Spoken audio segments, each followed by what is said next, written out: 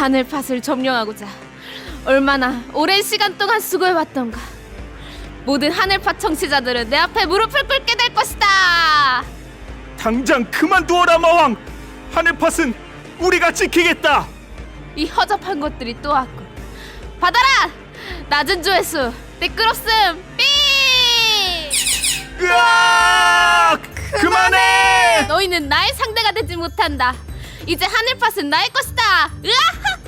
으아하하하하하. 우리는 여기까지인가? 용사님, 아직 포기하지 마세요. 우리에게는 비장의 무기가 있잖아요. 그래, 맞아. 우리겐 바로 그 무기가 있었지. 하하. 너희가 아무리 애를 써봤자 소용없다. 그대로 사라져라. 용사님, 어서 빨리 주문을 외워요.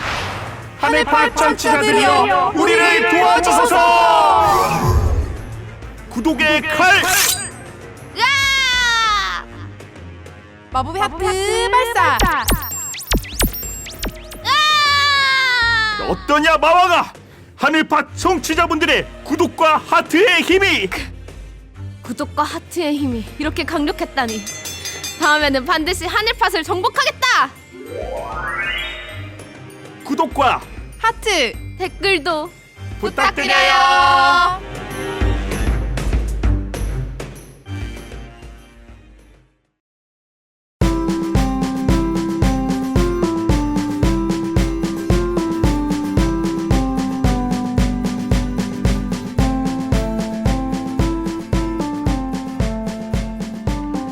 안녕하십니까. 전세계에 계신 청취자 여러분 반갑습니다. 저는 장시프입니다.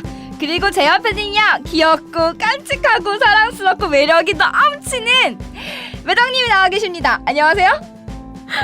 아니 이게 무슨 일이죠? 안녕하세요, 매덩입니다. 제 눈에는 그렇게 보이거든요.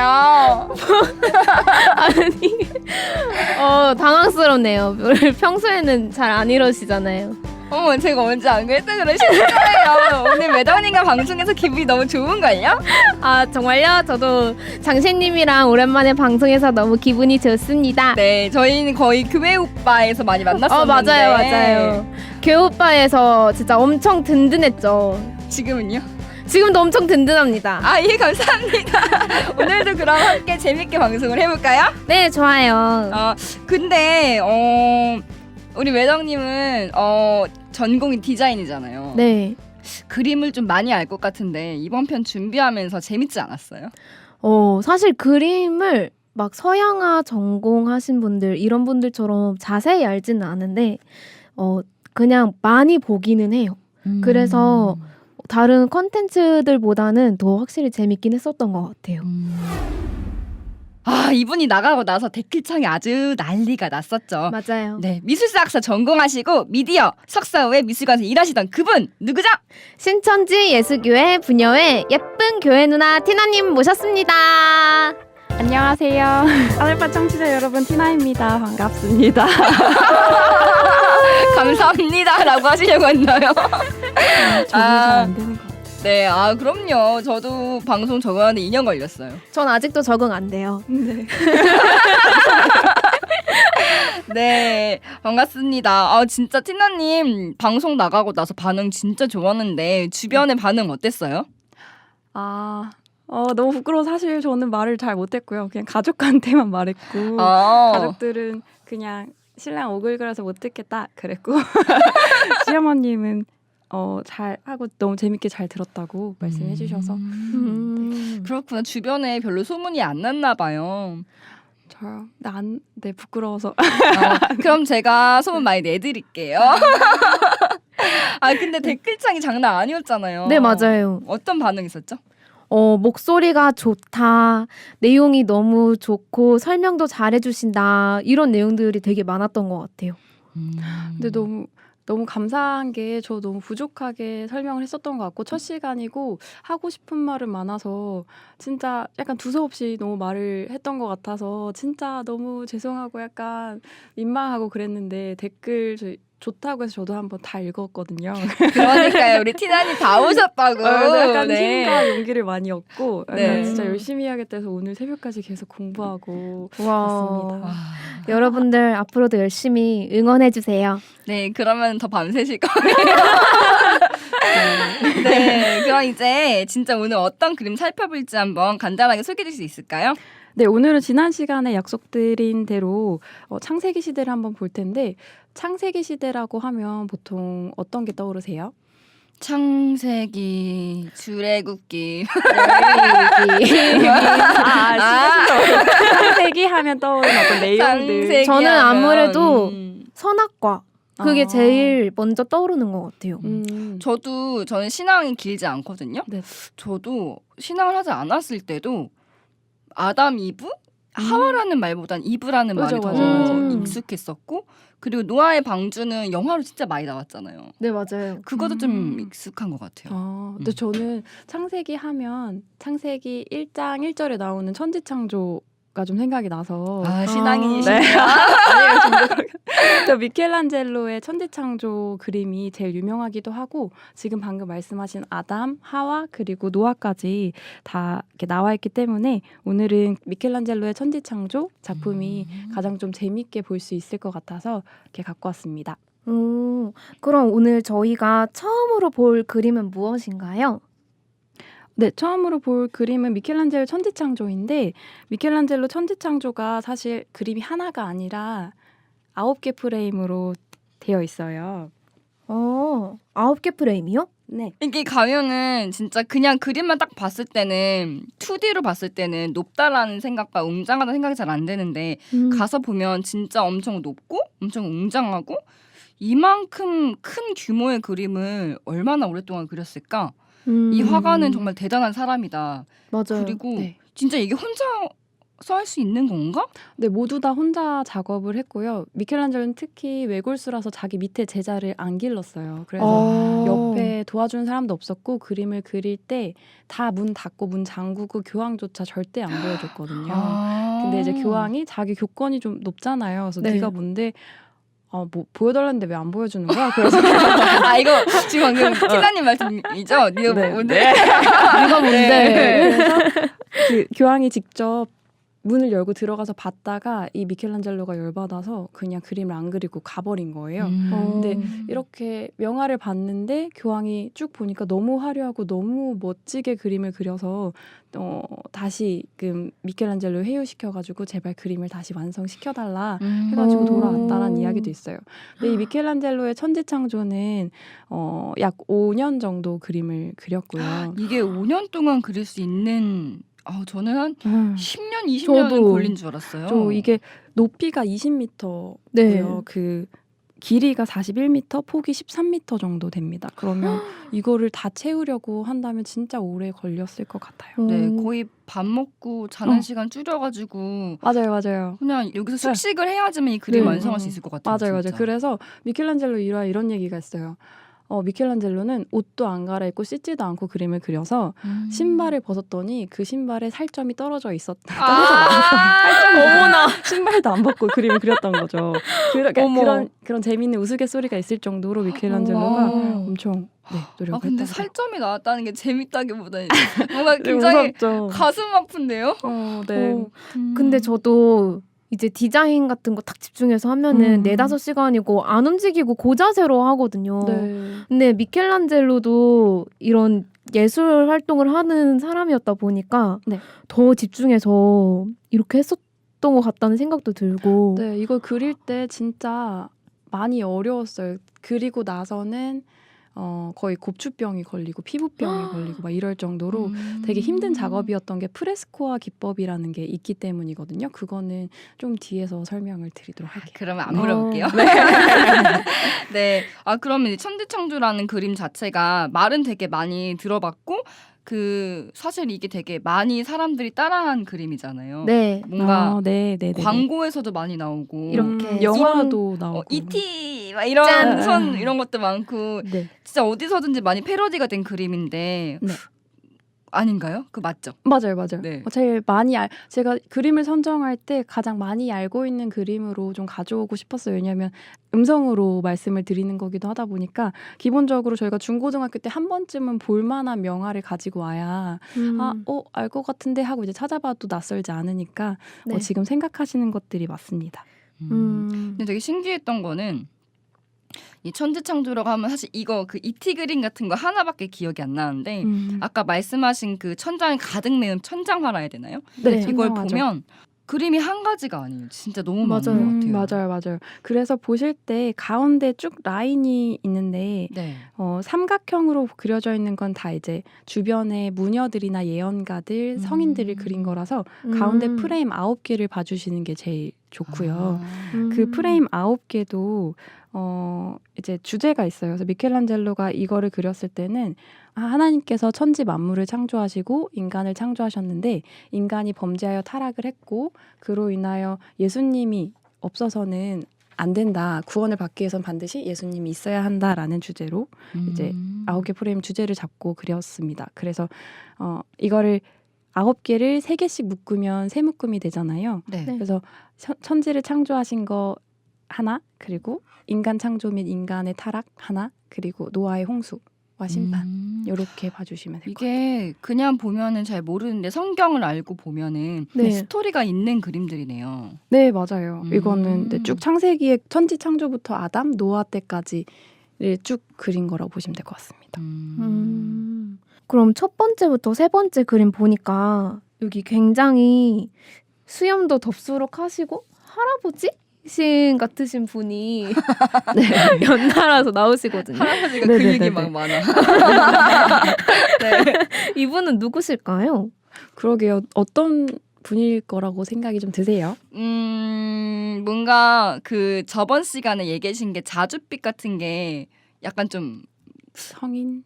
성인 경건한 이런 느낌이라고 하셨잖아요. 네. 신 아닐까요? 추측입니다. 음.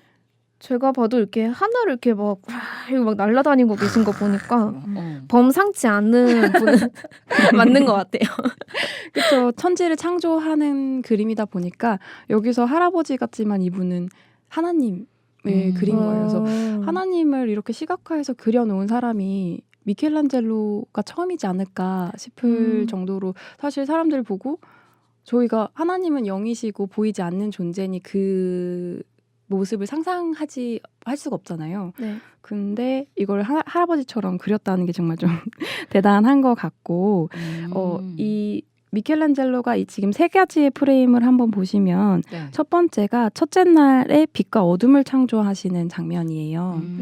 그래서 이게 사실 41m의 프레임을 9개로 자르면 이게 하나당 굉장히 큰 그림이거든요. 네. 엄청 큰 프레임을 굉장히 간결하고 단축시켜가지고 빛과 어둠을 그냥 프레임 반으로 나눈 거예요. 이게 대각선을 기준으로 네. 나눠서 한쪽은 빛이고 한쪽은 어둠인 거죠? 네네, 맞아요. 근데 사실 여러분들도 한번 들으시면서 상상해 보시면 좋을 것 같은데 나한테 이런 빛과 어둠을 창조한다는 글이 하나 있고 내가 이거를 실질적으로 그림으로 시각화시킨다고 했을 때 굉장히 어려운 작업일 거거든요. 네. 그리고 천장에 있는 그림이다 보니까 더 많은 거를 보여주고 싶을 수도 있는데 정말 이 단축 효과와는 미켈란젤로만의 대담함이 아니고서야 할 수 없을 거다라는 평이 굉장히 많아요. 그리고 이 하나님을 360도 돌려서 인체를 표현한 것도 훌륭한 능력이라고 보실 수 있을 것 같습니다. 맞아요. 되게 역동적으로 네. 보이기도 하고. 네네, 맞아요. 그래서 하나님이 팔을 이렇게 크게 휘둘러서 빛이 만들어지고 있는 맞아요. 그런 느낌인 것 같아요. 네, 맞아요. 그래서 그 첫 번째 프레임이 이제 첫째 날 빛과 어둠을 창조하시는 거고 세 번째 그림이 네. 이제 하늘의 궁창과 땅의 궁창을 나누는 장면이에요. 둘째 그래서- 날에 창조하신 거죠. 그래서 아래쪽은 약간 회색 같은 느낌이고 위쪽은 그나마 조금 네, 푸르른 조금 이제 푸르러지는 약간 그런 느낌의 뭔가 위에도 약간 물같이 이렇게 음. 표현한 것 같아요. 그렇죠. 네. 그래서 이제 이 하나님의 창조주라는 능력을 보여주고 싶은데 그걸 그림으로 표현하기가 너무 어렵잖아요. 그렇죠. 네. 그래서 미켈란젤로는 뭘 했을까요? 어, 여기 그림에서 아, 하나님의 능력이 뭘로 보여져요? 손가락? 맞아요? 정말요? 찍었는데. 지금 안 보시고 한 거 아니죠? 아니에요. 예, 절대 미리 설명드린 거 아니고요. 맞아요. 손가락이 유독 굉장히 윤곽이 뚜렷하고 강조되어 있어서 이거는 미켈란젤로만의 표현이었던 것 같아요. 하나님이 정말 전지전능하시고 모든 것을 창조하실 때 굉장한 능력을 보여주고 싶었는데 그게 눈빛으로든 뭐든 사실 보여질 수가 없지만 손으로 보여지는 것들을 이제 선택했던 겁니다. 그렇구나. 굉장히 맞추니까 뿌듯하네요. 네, 그리고 두 번째 보시면 네. 하나님의 엉덩이가 나오죠. 이거 되게 좀 충격적이에요. 그쵸? 네. 맞아요. 약간 하나님인데 이게 어딘가 뭐 도망가는 그런 느낌이어가지고 이게 좀 모양이 좀 그래요. 그죠. 네. 누구도 뒷모습을 그릴 거란 상상을 못했을 것 같아요. 그쵸. 근데 하나님께서 창조를 굉장히 급하게 하시느라 이제 이게 이 프레임에서는 셋째 날과 넷째 날 창조를 하고 계시거든요. 그래서 네. 셋째 날 초목과 씨 맺는 열매와 씨 맺는 과목을 이제 만드시는 장면인데 이걸 만드시고 급하게 다시 돌아셔서 큰 광명과 작은 광명을 창조하시는 장면으로 그린 겁니다. 약간 딱 해놓고서 깜빡했다 이거 아직 안 했다 이러고 급하게 가시는 왜 우리 집에 물건 두고 가면 깜빡했다 이러고 막 급하게 저도 그 가잖아요. 생각했는데 그런 건가? 약간 신을 그렇게 생각하기엔 조금 네, 그렇죠. 네. 뭐 근데 하지만 모든 미술은 관람자의 몫인 것 같아요. 정답은 없으니까. 네, 미켈란젤로의 그런 표현 방법이 되게 재밌기도 한 것 같아요. 네, 그리고 굉장히 간결했기 때문에 직관적이라서 모든 사람이 어렵지 않게 이해할 수 있는 게 능력인 것 같아요. 그래서 뭐 그 사진을 찍을 때도 정말 다 담고 싶어서 다 찍으면 안 예쁜데 정말 이렇게 뭔가 포커스에서 맞추면 진짜 이쁜 사진이 나오잖아요. 그런 것처럼 미켈란젤로도 그런 능력이 있었던 거죠. 그 왜 그 어려운 내용을 뉴스나 이런 어려운 내용을 쉽게 설명해 주려면 애들한테 되게 어렵잖아요. 네. 그러니까 미켈란젤로 뭔가 쉽게 설명해 주고 정말 중요한 것만 잘 알려줄 수 있는 그런 능력이 좀 탁월했던 것 같네요. 맞아요. 그래서 천재적인 화가라고 많이 불렀던 것 같아요. 그래서 보면은 이제 밑쪽 왼쪽에서 위에 보면은 이거 양배추 아니에요? 라는 양배추. 발 밑에 보면 포도 같은 게 또 맞아요. 있어요. 그래서 네네. 풀과 씨 맺는 채소, 씨 가진 열매 과목을 창조하시기에 다 드러내고 싶으니까 상징적으로 이렇게 하나둘씩 만들어내는 거라고 보시면 될 것 같아요. 진짜 포도였구나. 네.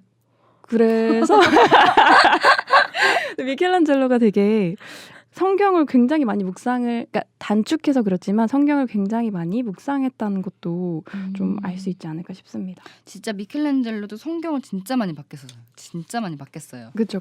네. 근데 이거 지금까지 이렇게 세 프레임을 봤는데 네. 혹시 이상한 거 못 느끼셨어요? 특이한 점? 빨리 찾아보자. 저는 하나님이 흰색 옷을 입고 계실 거라고 생각했거든요. 아하, 편견 아닙니까? 그런가요? 장난이에요. 우리 디자인과 매점 학생이 아직까지도 그런 편견을 가지고 디자인하고 있다니. 아니에요. 제가 분발하겠습니다, 여러분. 특이한 거는 하나님 표정이 다 진지해요. 그래서 제가 약간 지금 시각적인 자료를 들여서 네. 더 자꾸 이제 그림에서 찾으시려고 하는 것 같은데 제가 말씀드리고 싶은 거는 바로 창조 순서예요. 분명히 첫째 날에는 빛과 어둠을 만드셨는데 넷째 날에 빛을 주관하는 해와 달을 또 만들고 있어요.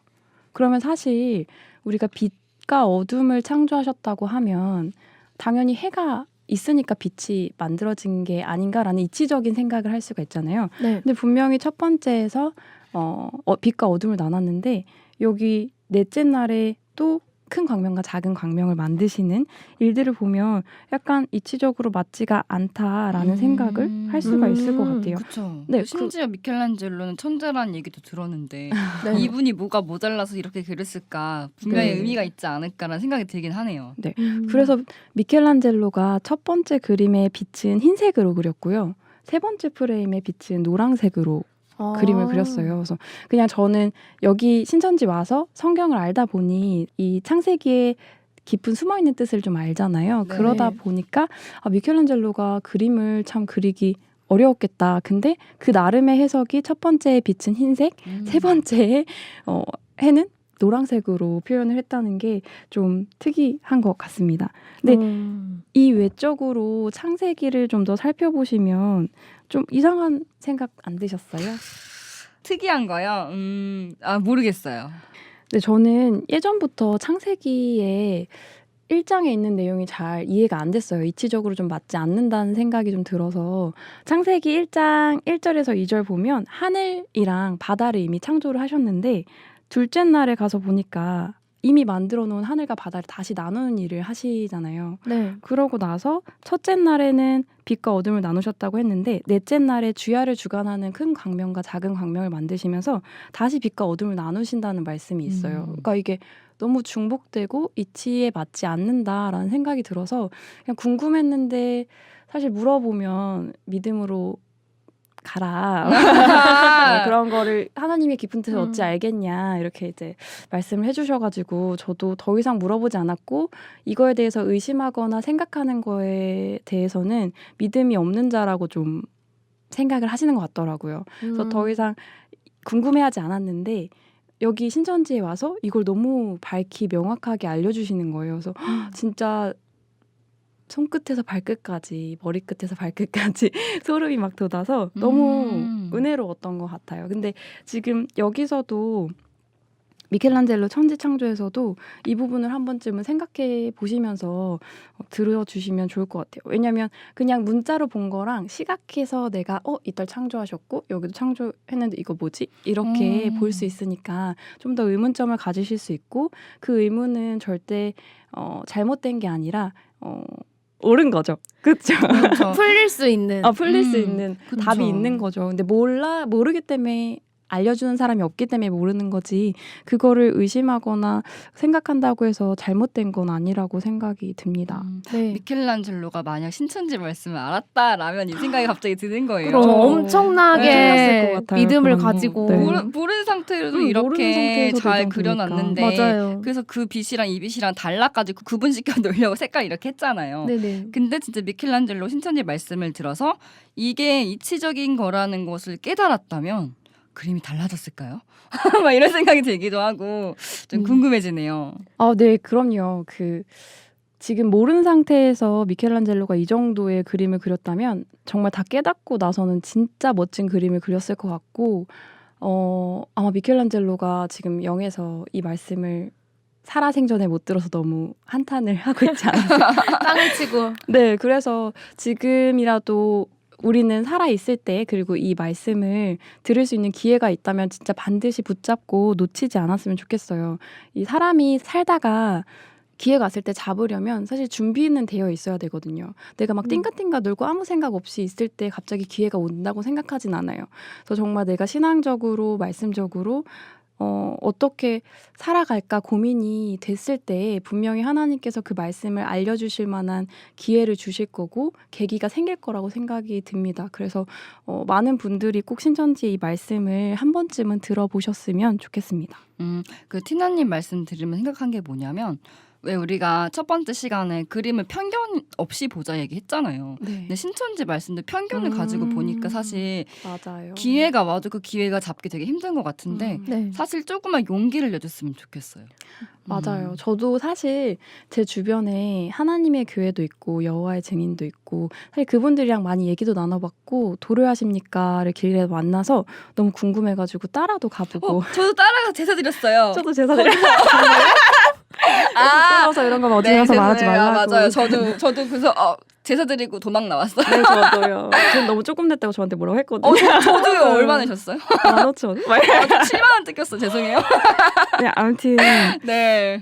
네, 만나봤을 때 사실 처음에 거부감이 드는 건 사실인 것 같아요. 그래서 맞아요. 편견을 없이 보기엔 너무 어려운 것 같지만 그래도 좀 생각을 좀 개방하고 달리 생각해봐서 오픈해가지고 그 도대체 뭐라고 하는지 한번 확인을 해보자라는 마인드셨으면 좋겠는 거죠. 저도 사실 그분들을 다 따라다녔고 다 그분들이 어떤 말을 하는지 들어봤고 논쟁도 해봤는데 저는 진리로 찾은 게 신천지예요. 그리고 그분들한테 제가 질문했을 때 답변을 못 받은 게 너무 많았어요.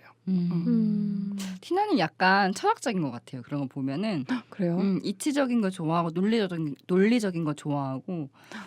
제가 원래 안 그랬는데 하나님의 말씀을 받고 나서 네. 되게 분명해졌던 것 같고 전 되게 허당기도 많고 13579로 그냥 대강대강 하는 게 되게 많았는데 사실 저에게 말씀을 알려주시는 분이 너무나 이치적으로 합리적으로 똑부러지신 분이었어요. 근데 제가 이렇게 약간 엄벙덩벙 하는 친구니까 약간 제 말을 안 믿더라고요, 이 아이들이.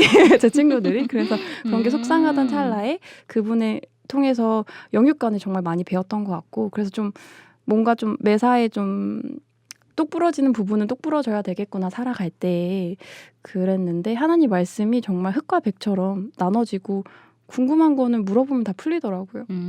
하나님께서도 성경을 잘 보니까 되게 질서가 있는 분이잖아요. 네네. 그러다 보니까 신천지를 통해서 말씀을 깨달은 사람들은 이 생각의 체계나 말씀의 체계가 되게 질서가 맞아요. 있고 오히려 더 이치적이고 논리적이고 그게 또 일상생활에도 적용이 되는 것 같다는 생각이 들긴 맞아요. 해요. 신앙생활이랑 일상생활이랑 분리될 수는 없는 것 같아요. 맞아요. 네, 맞아요. 일요일만 교회 가고 그건 아니죠. 썬데이 크리스찬은 아니죠. 아니죠.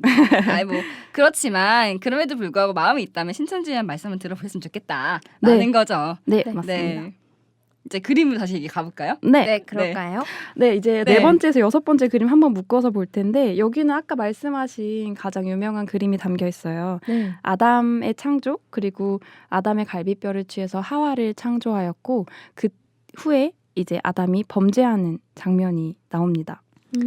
여기서 이 아담 창조를 볼 때 가장 유명한 건 손가락이라고 보일 것 같아요. 근데 성경적으로 좀 먼저 보면 창세기 1장 26절에서 하나님께서 사람을 지으시고 흙으로 조물조물 이제 하신 다음에 그냥 끝낸 게 아니라 2장 7절에서는 사람에게 생기를 불어넣어서 그 사람이 생명이 되었다라고 표현을 하죠.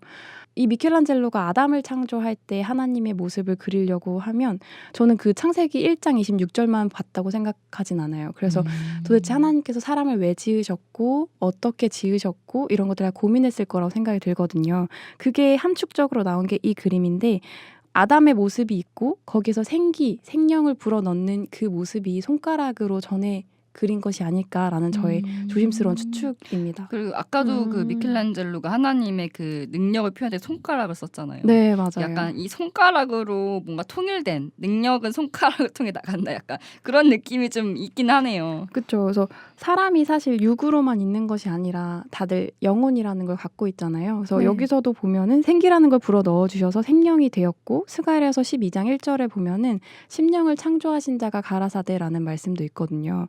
그런 걸 보면 사실 사람은 육만 있는 게 아니라 영이라는 것도 함께 존재한다라는 것을 보여주기 위해 이 손가락으로 모든 것들을 함축해 표현하지 않았을까라는 생각이 좀 듭니다.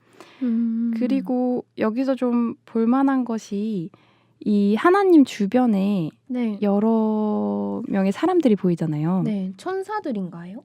네, 맞아요. 맞췄다. 근데 저 이거 옛날에 그런 얘기 들었거든요. 이 천사들을 둘러서는 이 자줏빛 동그란 부분이 네. 사람의 뇌 같다. 내가 질문하려고 했던 네, 맞아요. 맞아요. 그 모양 같다라고 네. 했었던 얘기를 들었었거든요. 천지창조에 아마 이가 얘래 죄송해요. 미켈란젤로가 인체 해부학도 전공을 했기 때문에 이 인체에 대해서 곳곳에 천지창조의 인체 해부적인 구조를 숨겨놨다라는 연구도 있어요. 그래서 뭐 간, 폐, 뇌 이런 곳을 곳곳에 찾아보시면 보인다라고 하더라고요. 그래서 방금 말씀하신 것처럼 이 둘러싸고 있는 자줏빛 천이 뇌의 절단면으로 보이고 이 밑에 초록색 이렇게 천이 또 흩날리잖아요. 밑으로 이건 뭐 동맥이다. 전도요? 동맥이다. 이렇게 연결되어 있는 거다. 뭐 이렇게 피로 표현을 하는데 사실 이거와 더불어 미술사들은 이런 얘기를 하죠. 뇌를 표현한 이유는 인간에게 지성도 함께 주었기 때문이다라는 이런 여러 가지 추측이 있는 것 같아요. 그래서 여러분들도 미켈란젤로의 천지창조를 찾아보시면 진짜 많은 해석들과 추측들이 나오는데 저희는 이제 성경적으로 의미를 보여드리는 거니까 이런 것들은 참고해 주시면 좋을 것 같아요. 그러게요. 이제 미켈란젤로가 진짜 신천지 말씀을 알고 그렸다면 어땠을까 생각이 또 들긴 하네요. 네. 그쵸. 매덕님 보면서 어떤 생각 들었어요? 저는 이제 코에 생기를 불어넣으시잖아요. 네. 성경에 보면. 근데 미켈란젤로가 표현한 방식은 하나님께서 아담의 코에 직접 이렇게 이렇게 부는 그게 아니고 손가락을 이렇게 닿는 모습으로 표현하신 게 좀 특이하다고 생각을 했거든요. 이렇게 표현한 의도가 있을까요? 일단 첫 번째로 생각이 드는 거는 미켈란젤로가 지금 천지창조에서 하나님의 능력을 보여주는 건 다 손으로 이제 작용을 하고 있고, 두 번째는 이제 원래는 신중심의 사회에서는 수직 관계였기 때문에 어떻게 보면 하나님께서 위에서 아래로 아담의 코를 생기를 불어 넣어줄 수도 있을 텐데, 이 르네상스 시대 때는 인간 중심 사상으로 바뀌어서 인본주의 사상이 이렇게 성행했죠. 그러다 보니까 아담과 하와가 이렇게 평등한 위치에서 그리려고 하다 보니 아마 손가락의 표현이 가장 낫지 않았을까라는 생각이 좀 드는 거예요. 그 약간 구조적인 문제일 수도 있겠어요. 그 그쵸. 천장화에서 표현할 수 있는 공간도 한계가 있다 보니까 그러니까요. 여러 가지 것들이 작용을 해서 이런 그림이 나왔겠네요. 네. 그럼에도 불구하고 이런 그림을 그렸다는 건 대단하긴 한 것 같아요. 네, 맞아요. 네. 맞아요. 다음 그림을 보면 다들 알고 계시겠지만 이제 아담의 갈비뼈를 취해서 하와를 지으신 장면이 있고, 네. 세 번째 그 이제 인간의 타락의 그 그림을 더 설명을 해드릴 수 있을 것 같아요. 혹시 이 그림 좀 본 적 있으세요? 저는 솔직히 좀 낯설어요. 네, 저도 막 흔하게 보진 않았던 것 같아요. 여기서 보면은 이제 내용은 창세기 3장에서 하와가 먼저 뱀에게 꾀임에 넘어가서 선악과를 먹고, 그 다음에 아담이 그 선악과를 따먹고 그들이 에덴 동산에서 쫓겨나는 것을 한 프레임에 담아내야 됐어요.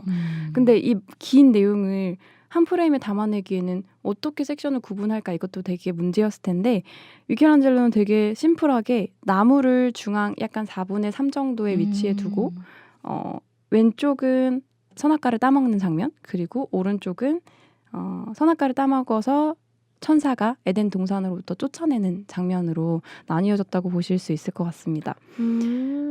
네. 이렇게 막대기 같은 거 들고 있는 하얀 검. 아. 근데 먼저 왼쪽의 그림을 봐주시면 좋을 게, 네. 뱀이 하와한테 꾀임을 내잖아요. 그래서 하와야 에덴 동산에 있는 모든 실과를 먹지 말라고 했니? 이렇게 물어보는데, 하와가 여기서 하나님께서 분명히 선악과를 먹으면 죽는다라고 했는데도 불구하고 죽을까 하노라라고 약간의 확신이 없는 듯한 대답을 해요. 네. 그러다 보니 이 뱀이 그래? 근데 사실 선악과를 먹으면 정녕 죽지 않고 하나님처럼 될 거야 라고 끼었을 때, 이 하와가 원래는 하나님께서 절대 먹지 말라고 했기 때문에 사실 이걸 먹으면 죽어 하면 거의 우리 독극물 수준이잖아요. 네. 그렇죠. 근데 네. 만지지도 않고 쳐다보지도 않고 그 주변을 저는 걷지도 않을 것 같아요. 근데 하나님의 말씀이 아닌 뱀의 말이 맞다라고 생각이 들면서 마음이 바뀌어요. 그래서 하와가 다시 선악과를 봤더니 보암직도 하고 탐스럽기도 하고 너무 지혜롭게 할 만큼 이 선악과가 괜찮아 보이는 거예요. 그래서 하나님이 죽는다는 말을 버리고 뱀의 말을 취해서 선악과를 먹게 되죠. 그러고 나서 아담한테 갔죠. 아담한테 가서 야, 이게 실제로 그런 게 아니라 죽는 게 아니라 하나님처럼 된대 라고 했으면 아담이 어떻게 했어야 될까요? 너 다시 생각해봐. 너 안 돼 하고 잘못했다고 혼냈어야죠. 좀 혼냈어야죠. 근데 아담이 그래? 그러면서 같이 이렇게 따먹는 아이고. 장면이에요. 그러다 보니 이 뱀이라는 존재, 아담과 하와라는 존재를 다 만들어내야 되는데, 일단은 첫 번째로 뱀이 하와한테 줬고 하와가 아담을 권유해서 아담이 따먹어야 되는 것을 잘 나타낸 게 연결이 되어 있어요. 먼저 뱀을 쳐다봐 주시면 손이 하와한테 건네졌죠. 네. 근데 이 하와와 아담은 하나와 같은 부부 사이였기 때문에 무릎으로 연결되어서 다시 타고 올라가면 아담이 나뭇가지를 잡아서 그 정말 선악과를 따먹는 장면이에요. 근데 이 뱀의 손과 아담의 손은 수평을 이루고 있죠. 네. 이거는 아마 정말 뱀이 아담한테 직접 주는 듯한 느낌으로 아담이 뱀의 말을 택하여 하나님을 버린 그런 모습으로 더 좀 보여지지 않나라는 생각이 좀 들어요. 그리고 그 아담과 하와가 선악과를 따먹고 나서 바위에 숨잖아요. 그것을 보여주는 하나의 배경이 이제 하와가 눕고 있는 돌이 아닌가, 바위가 아닌가라는 생각이 좀 들죠. 그래서 하나하나 살펴보면 정말 성경의 한 구절 한 구절을 놓치지 않고 다 설명을 하고 있습니다. 왜 우리도 그 계약이 체결되면 우리 손 잡았다 막 이런 얘기 음. 하잖아요. 네. 그러니까 다른 그림에서 보면 손이 닿을랑말랑하고 막 이런 건데 여기선 유독 뱀이랑 하와 손을 잡고 있는 모양처럼 보이는 거예요. 소름. 소름. 그렇게 보이나요? 아니요, 맞아요. 그래서 아 진짜 사단이랑 그냥 손 잡았다. 손 잡았다 그렇게 보여요. 맞아요. 그리고 네. 또 신기한 게 사단으로 표현된 이 뱀을 보면 밑에 부분은 뱀인데 위에는 사람으로 표현을 해놨더라고요. 네, 맞아요. 창세기에 나온 뱀이 진짜 사람일까요?